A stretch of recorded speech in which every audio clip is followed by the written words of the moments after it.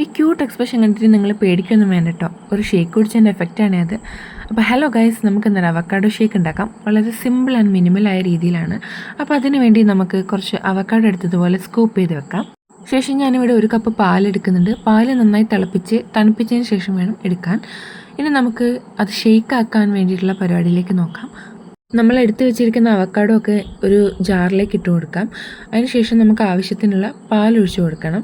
പാൽ ഞാനിവിടെ കുറച്ച് ലൂസ് കൺസിസ്റ്റൻസിയിൽ വേണ്ടിയിട്ടാണ് ഒഴിച്ചു കൊടുക്കുന്നത്. ശേഷം നമ്മൾ 2 ടീസ്പൂണ് പാൽപ്പൊടിയും അതുപോലെ 2 ടീസ്പൂണ് പഞ്ചസാരയും ഇട്ട് കൊടുക്കാം. ഇതൊക്കെ നിങ്ങൾക്ക് ആവശ്യത്തിനുള്ള രീതിക്ക് ഇട്ട് കൊടുക്കാം. നിങ്ങളുടെ കൺവീനിയൻസ് അനുസരിച്ച് ഇട്ട് കൊടുക്കാം. ഇനി നമുക്കിതൊന്ന് അരച്ചെടുക്കണം. നന്നായിട്ടൊന്ന് അടിഞ്ഞോട്ടെ.